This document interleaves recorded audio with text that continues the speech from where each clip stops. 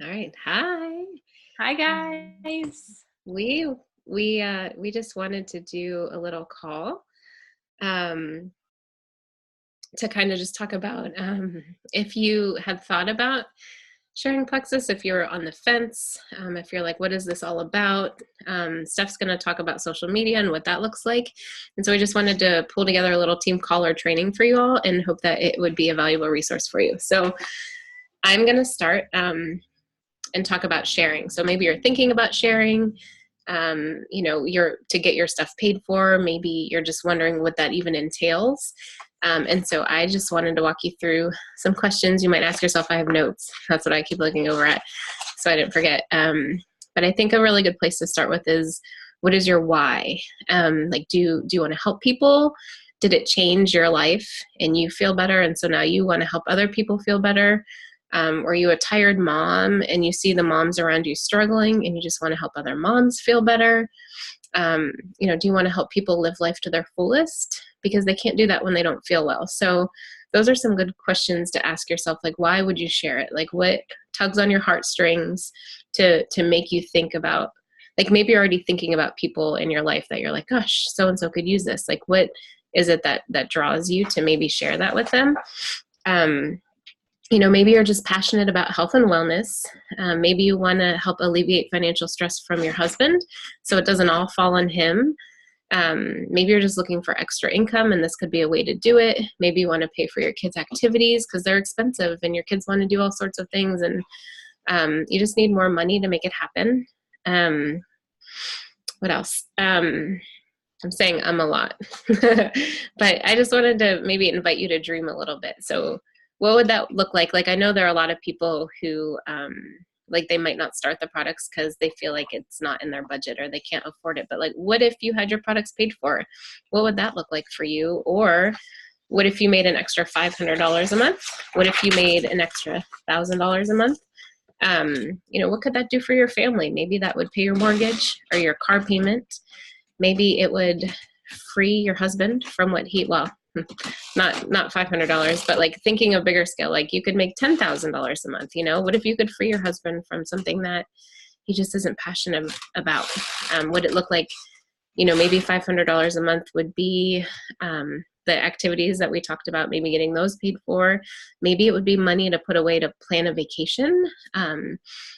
If you wanted to dream bigger, think about like $4,000 a month, $5,000 a month. Maybe you could stay home with your kids. So, ask yourself what that might look like, and don't be afraid to dream big. It feels scary and maybe it feels like it's not doable, but it really is. And there's so many incredible resources to help you get there. So with that said, I just wanted to share a little bit about what it might look like to work your business. So that differs from person to person. So maybe for you, maybe just think about the time you have in your day. Think about how much time you could give it per day. Maybe that's only 10 minutes. Maybe it's 30 minutes. Maybe it's 2 hours. Or maybe you look at it as, how much can I do each week? And so maybe it's not a daily thing for you, but you know that there's a couple of days a week where you could give it like 3 hours. So just ask yourself these questions, like, what does my time look like? Can I work a little bit while my kids take a nap? Can I do it when they go to bed? What if I got up an hour before my kids got up in the morning? Could I maybe work some time then? So just be realistic with your schedule and your life and the nooks and crannies that you can fill it in, because a lot of people have jobs and you don't have all this free time, or you have kids that you're taking care of, but you just got to find little nooks and crannies of your day and be realistic. And if it's only 10 minutes a day, that's great. That's a really good place to start. And maybe that's all it ever is for you. And you'd have your stuff paid for, and that's great. So thinking about that, and next great step to do would be to make a list of people that you could reach out to, or people who you think could really benefit from the products. Make a list of people who have health ailments, and you've heard plexus testimonies about them. Tired moms. It's called a Frank's list. You can make a Frank's list. So that's, each letter stands for something. So F is friends, R is relatives, A is, can you remind me? Is it Activities. activity, like Yeah, like activities, associations, like things you're involved with, kids, like activities. Thanks. I was like, I know what it is. N is neighbors. K is kids, like kids, families, like you're associated with. And then S is social media, I think, right? I'm like, do make your Franks list. I don't know what they stand for. And maybe it was a really long time ago, and then it just has grown. So I feel like once you kind of make it, you just start adding people to it and you make new connections and add more people. But anyways, that can be a really great place to start. You know, if you've never made a list at all, start with 20 people. Try to get 20 people on your list. If you've kind of already made a list, try to get 50, try to get 100. And you're going to always add people to that list. And then you're going to want to post sometimes, and Steph is going to talk more about that. But that's a really big piece of it, because you want people to see what you're doing, and you don't have to tell them everything about it. But it's a good thing. That's part of working your business, would be sharing about it. And maybe that's in conversation, maybe that's social media, maybe it's both of those things. And so then following up, that's really important too. I think one of the biggest things to think about is that people are busy. So you might reach out to somebody and maybe they don't get back to you, or maybe they read it and they don't answer you.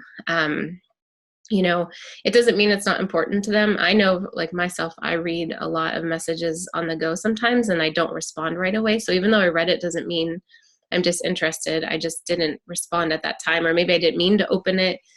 Maybe I don't have time to look into it right now, because I know it's not just like a yes or no thing. And so they want to take the time. And so I think something to keep in mind is that a non-response doesn't mean that they're not interested. It just, maybe they didn't even realize they opened it. So there's a analogy that I heard before, and it's about a waitress and how, you know, she offers somebody coffee and they say no. Like, she doesn't say, I'm not going to wait on that table anymore because they didn't want my coffee. You know, she still serves that table. She gives them their check. She asks them if there's anything else they need. They just didn't want coffee. And it's the same thing. I think if you're reaching out to people, like following up just because they don't answer, doesn't mean they're not interested. And it's okay to follow up and be like, hey, I didn't hear back. You know, if it's not for you, that's totally okay. Like give them an out. And that's the best you can do. And I think that's like the third piece of working your business. And this is where personal growth comes in. It can be hard because, you know, we have all these just beliefs and fears. And I think like as you start to reach out to people, those start to surface because you're worried that they didn't respond to you because they don't like MLMs, or like you super offended them. And so it's really important to, you know, just listen to things that are motivating to you and inspiring to you. Brene Brown is a really great author. A lot of people love. Mel Robbins is really great. But just like working on your mindset and realizing that it's not a personal thing. You're asking a question and they can say no. That's all it is you asking questions. So yeah, I mean, if you want to get your products paid for, just start small. It can always turn into more if you wanted it to, but I've heard somebody say too, if you want like hobby money, then work it like a hobby. And if you want real money, then work it like a job. And so it's just, I think, asking all those questions about your why and how much time you have and what you want to do with it are important so that you know how to steer your ship. And that's all. So Steph is going to talk about sharing on social media. Yeah, which is kind of ironic because sharing on social media is one of my like fears, and not as much of a fear as the sharing part. I think it's more of what people think. And I used to not really think that that bothered me, that I cared so much about what people thought about either what I was posting or anything. But like when I really dove into this business, I realized like I really do care a lot about what people think. And so I feel like when I'm trying to post on social media, you know, it took me a while to realize like what I wanted to post, what I need to post. And I'm not good at it still.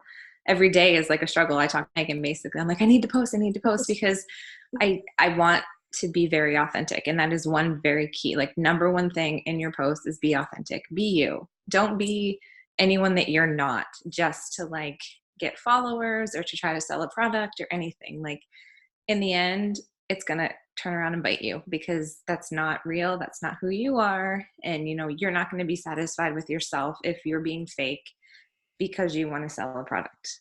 So make sure all your posts are authentic. So I feel, when I'm posting, I try to think like, okay, is this me? Like, because I know a lot of this business, people copy and paste posts and they just share them. And, if it's not you, you can alter it. You can do things to make it you, but just make sure it's authentic. I know I struggle in posting because I don't post a lot of personal stuff to begin with. So posting like plexus related business stuff is hard for me because I don't want my whole feed to be everything plexus, because I think that kind of gives people, the wrong idea of why you're on social media. Like, I want to be on social media because I do want to share my family. I want to share my pictures of my family and friends, like with friends that live out of state or somewhere that I don't see very often. Like, I love that they can see my kids and like interactions that I do daily. It's like I just saw them even if I haven't seen them for a few years. So I don't want people to think like, okay, she only uses social media because she wants to sell me a product. Like, I want to be very authentic and here, this is like my life. And yes, plexus is a part of my life. So I'm going to share it with you. And don't be afraid to do that. Like, it is something that is hard because you are trying to sell something, but in the end, you really are just trying to like improve people's lives and really, like educate them, which is one of the things I will be talking about later, is like the 4 E's of your posts. But it's like, you need to share because you have something that you believe in and you have a product that you really love that can change lives and can change like your friends' lives and people that you really care about. So don't be afraid to share. And I'm like telling this to you as I'm telling it to myself because I don't share enough. And that is one thing: consistency, frequency, and like positivity, I think is like main things in your posts. Like, you need to be consistent, not even just with Plexus posts, but with your everyday posts of your family or, there's like themes, kind of whatever you're interested in, hobbies. If you did something fun, if you were reading a good book, if you have a good recipe, a good quote, like any of those things you can post about consistently. So then when you do post about Plexus, you feel good because you're like, okay, I've posted these other things. I'm not just posting, Plexus products. When you do post your Plexus products information, everyone is different. You can post how you want. I tend to like testimonies more than I do like product. I try to tie product in kind of like to everyday life. Like, oh, here I'm using like my pink drink for energy, blah, blah, blah, blah, blah. And then as far as like testimonies, I think people can relate to those more. If people don't comment on your posts, they're still seeing them, they're watching. I've had many people message me privately about like a post that I did when they didn't like it, they didn't love it, they didn't comment, nothing. So I'm like, oh, my post got no views, nobody saw it, when in reality people are watching. So just as long as you're consistent, posting every day, maybe not about Plexus every day. If you want to post about Plexus every day, but you're also posting some other things the here and there, then you can do it. I wouldn't post like 10 things a day, maybe. That's a little too much because then your posts, people don't start like see your posts. It's all the algorithms and everything. If you post like 10 things in a row, they're going to probably see the maybe first post and then like your last post. So everything in between, they're probably going to miss because you've posted so many times that in their feed, it's just like refreshing probably with your latest post. So we try to stay away from that. And back to those 3 E's that I was talking about, we want to try to make sure our posts are educated, empowering, entertaining, and engaging. So when we're educating people, we want to give them valuable information. That is where I feel like kind of testimonies come in, so people can understand why gut health is important and like why they need the products. When we empower people, we we make them the center of our content. So we provide things to help them, to help our audience just, I don't know. I feel like empower, I kind of struggle with. It's like we make it about them, right, Megan? Like you make the post sort of about them so they can.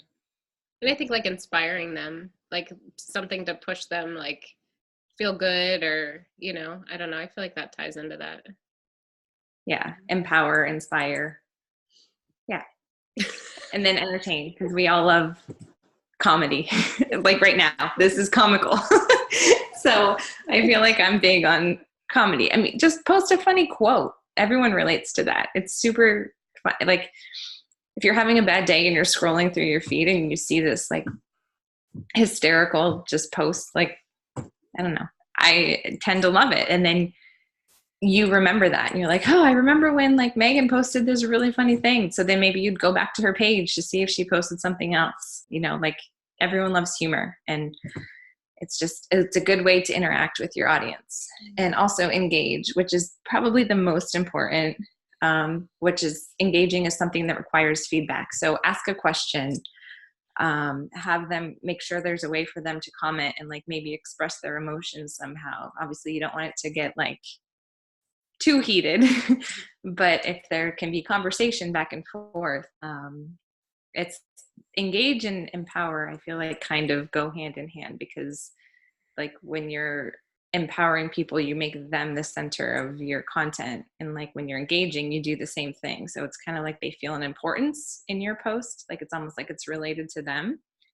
So those are just four. The 4 E's, I think, of social media is kind of what it's referred to.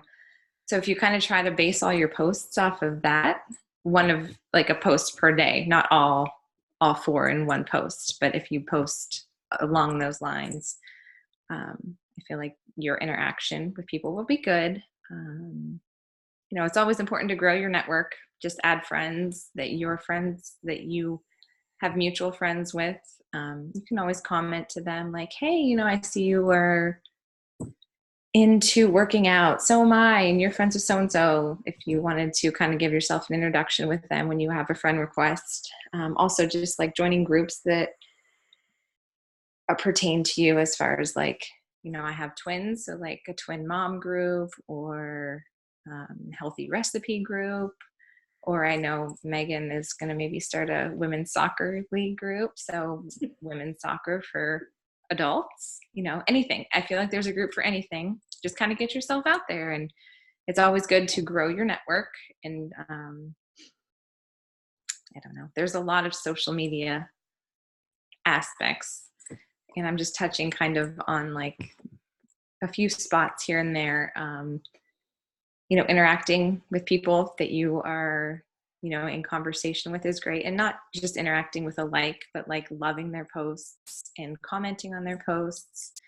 And, making sure, like Megan said, if they don't message you back, if you message them, like still have the same relationship with them on Facebook that you would if they don't answer your message. Like just because they didn't respond to you, don't not like their post, or don't, just act like you normally would and be like, well, looks like you had a great weekend, something, just keep it very casual, keep it very normal, because if you start acting weird about your messages to them, that's when I feel like things start to, kind of go south.